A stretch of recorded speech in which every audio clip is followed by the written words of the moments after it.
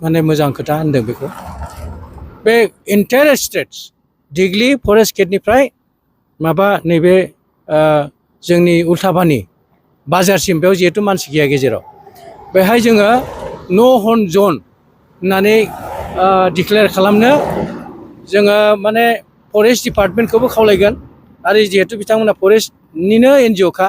बिथांमोनाबो बेखौ आखायाव लागोन निश्चय आरो जोंनि जिल्लानि जायफोर अथ'रिटि बेखौ जोङो मोनसे माबायाव प्लेटफर्माव रायज्लायनानै नो हर्न जनखौ जोंनिफ्रायबो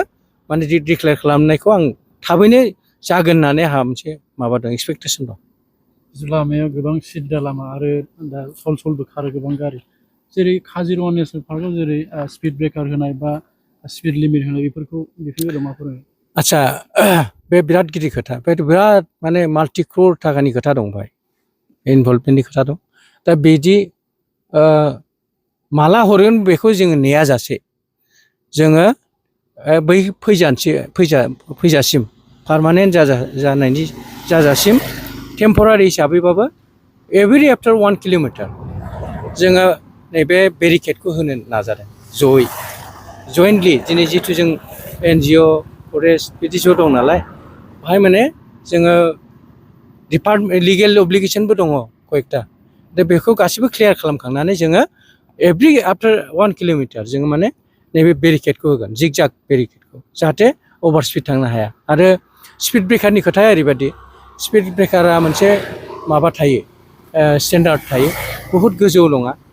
जिखिनि पारमिसन दं बे पारमिसननि हिसाबै मोनफ्रोमबो इन्टायर स्टेट्सआव जोङो बेखौ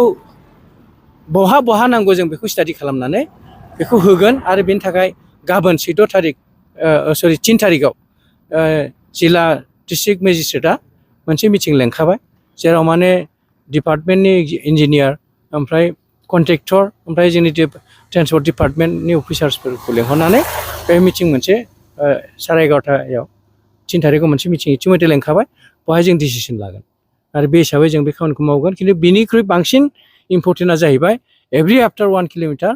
बे जिथु जिग जाग बेरिकेड बेखौ जोङो होगोन उइथ रिफ्लेक्टर जाहाथे गारिफ्रा स्पिडआव फैनो हाया बेखौसो जों आसा खालामदों आरो बे बेलायाव आं एनजिअनि बिथां नैबे नार्जारि दं राजिब नार्जारि दं बिथांखौ आङो गोसो सिंनिफ्राय खावलायदों जों रायज्लायबाय थाखादोंबो ओमफ्राय बिथाङाथ' गावनो इन्टारेस्टेडथार गावनो आवगायनानै फैखानाय गतिके बेवहाय खुनु सन्देह थाया बिथाङा बे खामानिखौ मावनानै दिहुनगोन बे बेलायाव जिखिनि जोंनि लाइननिफ्राय जोंनि डिपार्टमेन्टनिफ्राय जिखिनि क'अपारेसन नांगौ बाहाय खुनु धरननि माने लेप्स जानाय नङा बेखिनिखौ आं बुंनो हागौ आरो गोजोन्थों